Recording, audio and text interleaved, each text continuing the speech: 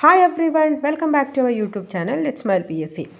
ഇന്നത്തെ നമ്മളുടെ study vlog episode number 2-ൽ നമ്മൾ ഡിസ്കസ് ചെയ്യാൻ വേണ്ടിയിട്ട് പോകുന്നത് PSC പഠനത്തിൽ ടെക്നോളജിയും ഡിജിറ്റൽ ടൂളുകളും എങ്ങനെ ഫലപ്രദമായി ഉപയോഗിക്കാം എന്നുള്ളതാണ്. പണ്ടത്തെ പോലെ പുസ്തകങ്ങളിൽ മാത്രം ഒതുങ്ങിക്കൂടേണ്ട കാലമല്ല ഇത്. സ്മാർട്ടായി പഠിക്കാൻ നമുക്ക് ഒരുപാട് ഡിജിറ്റൽ വഴികളുണ്ട്. എൻ്റെ PSC പഠനത്തിൽ ഞാൻ എങ്ങനെയാണ് ഈ ടെക്നോളജിയെ ഉപയോഗിക്കുന്നത് എന്ന് എൻ്റെ അനുഭവങ്ങളിലൂടെ ഞാൻ നിങ്ങൾക്ക് പറഞ്ഞു തരാം. അപ്പോൾ നമുക്ക് തുടങ്ങാം. ആദ്യം പറയാനുള്ളത് മൊബൈൽ ആപ്ലിക്കേഷനുകളെക്കുറിച്ചാണ്. സത്യം പറഞ്ഞാൽ ഇന്ന് PSC പഠിക്കുന്ന ഭൂരിഭാഗം പേരുടെയും പ്രധാന സഹായികളിലൊന്നാണ് ഈ ആപ്പുകൾ. പ്രധാനമായിട്ടും ഞാൻ ആപ്പുകൾ ഉപയോഗിക്കുന്നത് കറണ്ട് അഫയേഴ്സ് നോക്കാനും അതുപോലെ തന്നെ ക്വിസുകൾ, മോക്ക് ടെസ്റ്റുകളൊക്കെ ചെയ്യുന്നതിന് വേണ്ടിയിട്ടും അതുപോലെ തന്നെ PSCയുടെ നോട്ടിഫിക്കേഷനുകളെ പറ്റിയൊക്കെ അറിയാൻ വേണ്ടിയിട്ടും ഒക്കെ നമുക്ക് ഇത്തരത്തിലുള്ള ആപ്ലിക്കേഷനുകൾ ഉപയോഗിക്കാം. നമുക്കിന്ന് ഒരുപാട് പെയ്ഡ് ആയിട്ടുള്ള ആപ്ലിക്കേഷനുകളും അതല്ലാതെ തന്നെ ഫ്രീ ആയിട്ടുള്ള ആപ്ലിക്കേഷനുകളും ഒക്കെ പ്ലേ സ്റ്റോറിൽ ലഭ്യമാണ്. അപ്പം അതിലേതെങ്കിലുമൊക്കെ നമുക്ക് ഇഷ്ടമുള്ളത് ഡൗൺലോഡ് ചെയ്യുകയും നമുക്ക് ആവശ്യമുള്ള രീതിയിൽ അത് ഉപയോഗിക്കുകയും ചെയ്യാം. അതുപോലെ തന്നെ യൂട്യൂബിലും ഒരുപാട് ക്ലാസ്സുകൾ നിങ്ങൾക്ക് ലഭിക്കുന്നതായിരിക്കും. അപ്പോൾ അങ്ങനെയുള്ള ക്ലാസ്സുകൾ നമ്മൾ പരമാവധി ഉപയോഗിക്കാൻ വേണ്ടി ശ്രമിക്കുക. പ്രത്യേകിച്ച് ഈ കറണ്ട് അഫയേഴ്സ് പോലുള്ള കാര്യങ്ങൾ പഠിക്കുന്നതിന് വേണ്ടിയിട്ട് നമുക്ക് വ്യത്യസ്തമായിട്ടുള്ള ആപ്പുകളോ യൂട്യൂബോ ഉപയോഗിക്കുന്നത് വളരെ നന്നായിരിക്കും. കാരണം ഓരോ ദിവസത്തെയും പത്രം വായിച്ച് അതിൽ നിന്ന് കറണ്ട് അഫയേഴ്സ് കണ്ടെത്തി പഠിക്കുക എന്ന് പറയുന്നത് നമുക്ക് കുറച്ചുകൂടി സമയം വേണ്ടുന്ന കാര്യമാണ്. അപ്പോൾ അതിനേക്കാൾ എത്രയോ നല്ലതാണ് ഒരു പർട്ടിക്കുലർ ആപ്ലിക്കേഷനുകളിലോ യൂട്യൂബിലോ ഒക്കെയുള്ള കറണ്ട് അഫയേഴ്സ് ക്ലാസ്സുകൾ കണ്ടുപഠിക്കുന്നത്. അതുപോലെ തന്നെ മൊബൈൽ ആപ്ലിക്കേഷനുകളിൽ ഉണ്ടാകുന്ന മോക്ക് ടെസ്റ്റുകളും അതുപോലെ തന്നെ ക്വിസുകളും ഒക്കെ നമുക്ക് ചെയ്തു നോക്കാൻ വേണ്ടി പറ്റുന്നതായിരിക്കും. അങ്ങനെ ചെയ്യുന്ന സമയത്ത് നമുക്ക് പഠിച്ചത് ഓർമ്മയിൽ നിൽക്കാൻ വളരെ സഹായകമായിരിക്കും. അതുപോലെ തന്നെ ഈ മോക്ക് ടെസ്റ്റുകൾക്ക് വേണ്ടിയിട്ട് പ്രത്യേകിച്ചുള്ള ആപ്ലിക്കേഷനുകളൊക്കെ നമുക്ക് അവൈലബിൾ ആണ്. അത്തരത്തിലുള്ള ആപ്ലിക്കേഷനുകൾ ഉപയോഗിക്കുന്ന സമയത്ത് നമുക്ക് വളരെ പെട്ടെന്ന് തന്നെ നമ്മളുടെ പഠിച്ച കാര്യങ്ങൾ ഓർത്തെടുക്കാൻ വേണ്ടിയിട്ട് സാധിക്കും.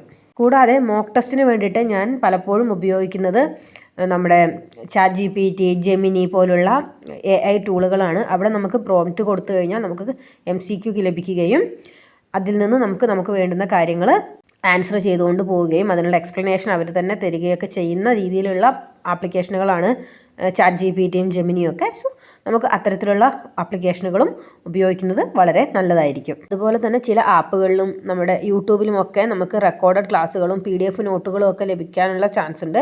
അപ്പോൾ അങ്ങനെയുള്ള സമയത്ത് നമുക്ക് യാത്ര ചെയ്യുമ്പോഴോ അല്ലെങ്കിൽ വീട്ടിലെ മറ്റു ജോലികൾ ചെയ്യുമ്പോഴോ ഒക്കെ നമുക്ക് ക്ലാസ്സുകൾ കേൾക്കാനും അത് പഠിക്കാനുമുള്ള ഒരു സാഹചര്യം നമുക്ക് ഉണ്ടാവുന്നുണ്ട്. അടുത്തതായിട്ട് പറയാൻ വേണ്ടി പോകുന്നത് ഓൺലൈൻ പ്ലാറ്റ്ഫോമുകളെ പറ്റിയും അതുപോലെ തന്നെ അത്തരത്തിലുള്ള ചില വെബ്സൈറ്റുകളെ പറ്റിയുമാണ്. ഇന്ന് ഒരുപാട് മികച്ച കോച്ചിങ് സെൻറ്ററുകൾ ഓൺലൈൻ ക്ലാസ്സുകൾ നൽകുന്നുണ്ട്. ഫ്രീ ക്ലാസ്സുകളും പെയ്ഡ് കോഴ്സുകളും ഉണ്ട്. ഈ ഒരു സമയത്ത് യൂട്യൂബിനെ കുറിച്ച് പറയാതിരിക്കാൻ പറ്റില്ല. ഓരോ വിഷയത്തിലും മികച്ച ക്ലാസ്സുകൾ നൽകുന്ന ഒരുപാട് ചാനലുകളുണ്ട്. എനിക്ക് മനസ്സിലാകാത്ത വിഷയങ്ങൾ വരുമ്പോൾ ഞാൻ യൂട്യൂബിലെ വീഡിയോ ക്ലാസ്സുകൾ കാണാറുണ്ട്. ഒരുപാട് വലിയ വലിയ ഇൻസ്റ്റിറ്റ്യൂട്ടുകളുടെ ചാനലുകൾ മാത്രമല്ല, ചില വ്യക്തിഗത അധ്യാപകരുടെ ചാനലുകളും വളരെ മികച്ച ക്ലാസ്സുകൾ നൽകാറുണ്ട്. വീട്ടിലെ പല സാഹചര്യങ്ങൾ കൊണ്ടും ഓഫ്ലൈൻ ക്ലാസ്സുകളിൽ പോയി കോച്ചിങ് എടുക്കാൻ പറ്റാത്ത ആളുകൾക്ക് നല്ലൊരു സഹായമാണ് ഈ യൂട്യൂബ് ചാനലുകൾ ചെയ്യുന്നത്. എല്ലാ തരത്തിലുള്ള വിവരങ്ങളും PSC റിലേറ്റഡ് ആയിട്ടുള്ള കാര്യങ്ങളും ഒക്കെ നമുക്ക് യൂട്യൂബ് ചാനലുകളിൽ കൂടെ തന്നെ ലഭിക്കാറുണ്ട്. ഒരു ഓഫ്ലൈൻ കോച്ചിങ് ക്ലാസ്സിലും പോകാതെയാണ് എനിക്ക് ലഭിച്ച എല്ലാ പ്രിലിംസ് പരീക്ഷയും നേടിയിട്ടുള്ളത്. പ്രിലിംസ് എക്സാം പാസ്സാകാൻ വേണ്ടിയിട്ട് എന്നെ സഹായിച്ചതിൽ കൂടുതലുള്ള ഒരു പങ്കുള്ളത് നമ്മുടെ യൂട്യൂബ് ചാനലുകൾക്കാണ്. ഒരുപാട് യൂട്യൂബ് ചാനലുകൾ റെഫർ ചെയ്യുകയും സ്വന്തമായിട്ട് നോട്ട് ഉണ്ടാക്കി വെച്ചുമാണ് ഞാൻ പ്രിലിംസിന് പഠിച്ചിട്ടുള്ളത്. സെൽഫ് സ്റ്റഡി ചെയ്യുന്ന സമയത്ത് ഉണ്ടാകുന്ന ഏറ്റവും വലിയൊരു ബുദ്ധിമുട്ടാണ് ചില ടോപ്പിക്കുകൾ ഒറ്റയ്ക്ക് പഠിച്ചാലും മനസ്സിലാവില്ല. അതായത് നമ്മുടെ റാങ്ക് ഫയലൊക്കെ നോക്കി വായിച്ചു കഴിഞ്ഞാൽ തന്നെ പലപ്പോഴും നമുക്ക് പല കാര്യങ്ങളിലും ഇത്തരത്തിലുള്ള സംശയങ്ങളുണ്ടാവും. അങ്ങനെയുള്ള സംശയങ്ങൾ വരുന്ന സമയത്ത് ഞാൻ ഒരുപാട് ഓൺലൈൻ കോഴ്സുകളെയും അതുപോലെ തന്നെ യൂട്യൂബ് വീഡിയോസിനെയും ഒക്കെ ആശ്രയിക്കാറുണ്ട്. അതുപോലെ തന്നെ നമ്മൾ എഴുതിയ പരീക്ഷകൾ വളരെ കുറവായിരിക്കും. അതല്ലാണ്ട് ഒരുപാട് പരീക്ഷ പേപ്പറുകൾ നമുക്ക് ഓൺലൈനായിട്ട് അവൈലബിൾ ആണ്. ഇഷ്ടംപോലെ വെബ്സൈറ്റുകളിൽ നമുക്ക് previous year question papers available ആണ്. ഇയർ വൈസും ടോപ്പിക് വൈസും ഒക്കെ നമുക്ക് പ്രീവിയസ് ഇയർ ക്വസ്റ്റ്യൻ പേപ്പർ ലഭിക്കുന്നതാണ്. അപ്പോൾ അങ്ങനെയുള്ള സംഭവങ്ങളൊക്കെ നമുക്ക് യൂസ് ചെയ്യാവുന്നതും അതുപോലെ തന്നെ അത് ഡൗൺലോഡ് ചെയ്ത് പ്രിൻ്റ് എടുത്ത് വെച്ചതിന് ശേഷമാണ് ഞാൻ പഠിക്കാറ്. കാരണം ഒരുപാട് നേരം ഫോണിൽ നോക്കുക എന്ന് പറയുന്നത് കണ്ണിന് സ്ട്രെയിൻ ചെയ്യുന്ന പരിപാടിയാണല്ലോ.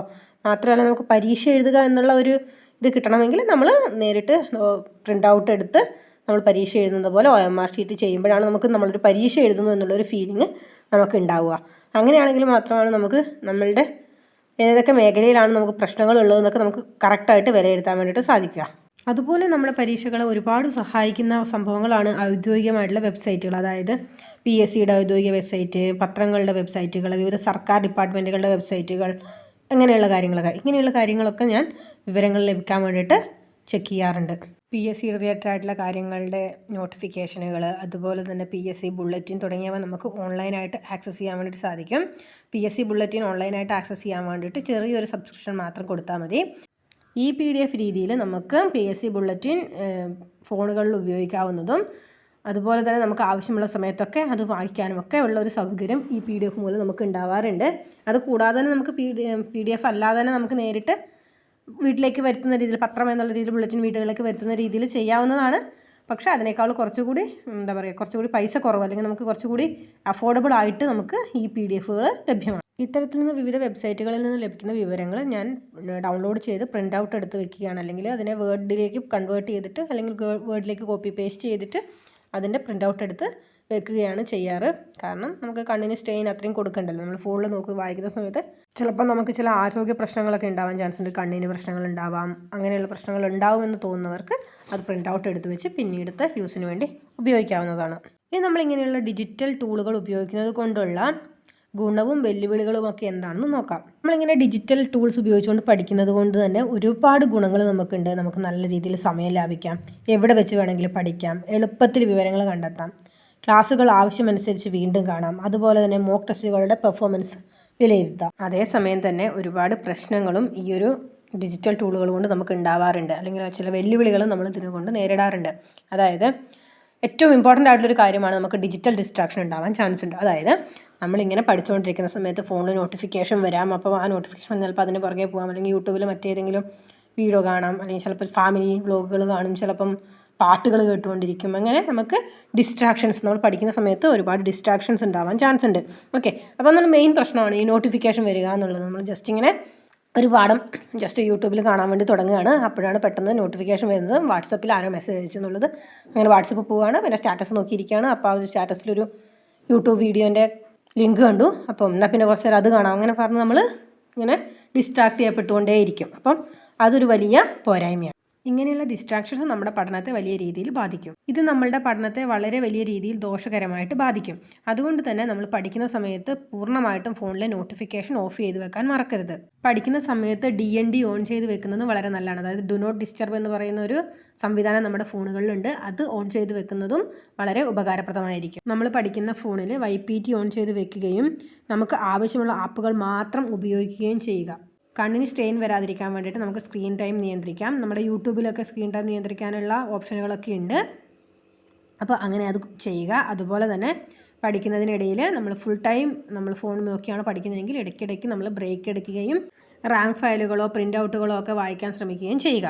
നമുക്കറിയാം, ഇന്ന് നമ്മൾ ജീവിക്കുന്നത് ഒരു ടെക്നോളജി റിച്ച് ആയിട്ടുള്ളൊരു വേൾഡിലാണ്. അതുകൊണ്ട് തന്നെ നമ്മളുടെ PSC പോലുള്ള കോമ്പറ്റേറ്റീവ് എക്സാമുകൾക്ക് പഠിക്കുന്നതിന് വേണ്ടിയിട്ട് വലിയൊരു മുതൽക്കൂട്ടാണ് ഇത്തരത്തിലുള്ള ടെക്നോളജികൾ. നമ്മൾ പഠിക്കാൻ വേണ്ടിയിട്ട് ടെക്നോളജികൾ ഉപയോഗിക്കുന്നത് കൊണ്ട് തന്നെ ഒരുപാട് സമയം ലാഭിക്കാനും ഒരുപാട് അധികം വിവരങ്ങൾ നമുക്ക് ലഭിക്കാനും അതുപോലെ തന്നെ പഠനം കുറച്ചുകൂടി കൂടുതൽ രസകരമാക്കാനും ഒക്കെ നമുക്ക് സാധിക്കും. അപ്പോൾ എന്നെപ്പോലെ PSC പഠിക്കുന്ന ആളുകളോട് എനിക്ക് പറയാനുള്ളത്, നമ്മൾ പരീക്ഷയ്ക്ക് തയ്യാറെടുക്കുന്ന സമയത്ത് ടെക്നോളജിയെ നമ്മൾ വളരെ സ്മാർട്ടായിട്ട് ഉപയോഗിക്കുക.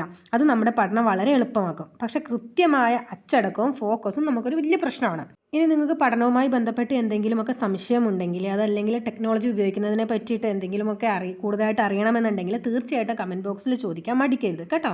അതായത് ടെക്നോളജി നമ്മൾ എത്ര വേണ്ടാന്ന് വെച്ചാലും നമുക്ക് കൃത്യമായിട്ട് ടെക്നോളജി ഉപയോഗിക്കേണ്ടി വരികയും നല്ല രീതിയിൽ സ്മാർട്ടായിട്ട് ടെക്നോളജി ഉപയോഗിക്കുന്ന ആളുകൾക്ക് വളരെ പെട്ടെന്ന് കാര്യങ്ങൾ മനസ്സിലാക്കാനും അതുപോലെ തന്നെ അത് വളരെ കൃത്യമായിട്ട് ഉപയോഗിക്കാനും സാധിക്കും.